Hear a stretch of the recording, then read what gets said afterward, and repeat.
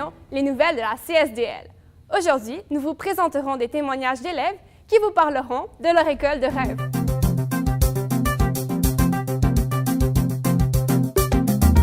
Allons maintenant rejoindre ma collègue Emma, qui est actuellement à l'école primaire de Saint-Paul à Laval, où elle a rencontré plusieurs élèves à ce sujet.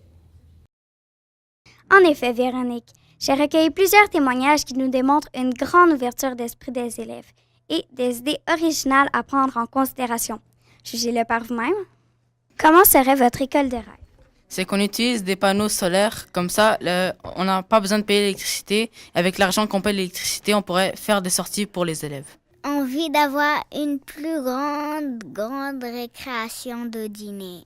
J'ai envie d'avoir un plus grand pupitre et une plus grande glace. Du gazon, beaucoup de gazon. J'aimerais avoir plus de la nature et pas de la neige. On pourrait aussi avoir un plus grand gymnase puisqu'on est beaucoup.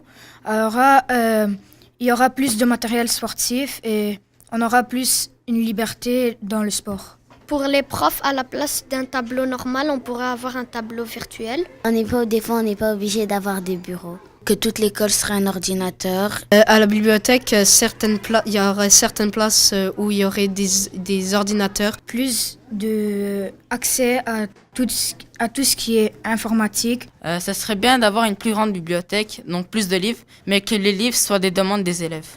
Dans les examens, pour les profs, on aura des drones avec des caméras pour voir ceux qui trichent. J'aime faire de l'éducation physique. Moi aussi, j'aime faire de l'éducation physique.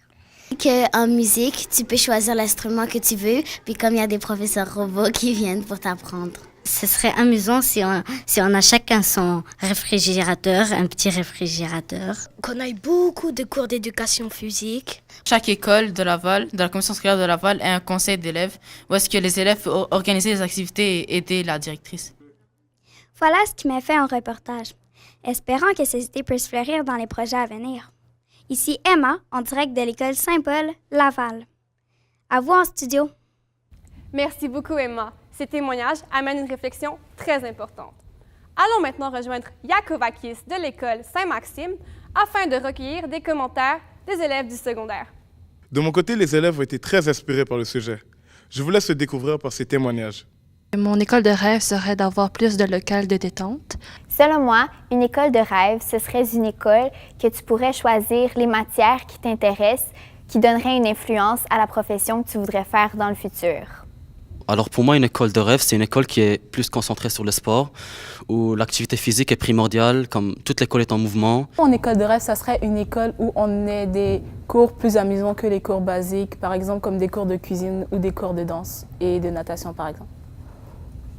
Plus de technologie. Une école avec technologie. Ouais, beaucoup axée sur le sport. Selon moi, mon école de rêve, ça serait une école où on pourrait avoir plus de budget, dans le fond monétaire, pour les activités un peu plus culturelles de l'école. Donc, ce serait ça une école de rêve. De toute évidence, ces témoignages sont stimulants, motivants et encourageants pour la suite des choses. Ici Yakovakis pour l'émission Les nouvelles de la CSDL, Laval. Merci Yakovakis. C'est ce qui met fin à notre émission spéciale. Nous vous disons merci d'avoir été là et à la semaine prochaine. Ici Véronique pour l'émission Les nouvelles de la CSDL.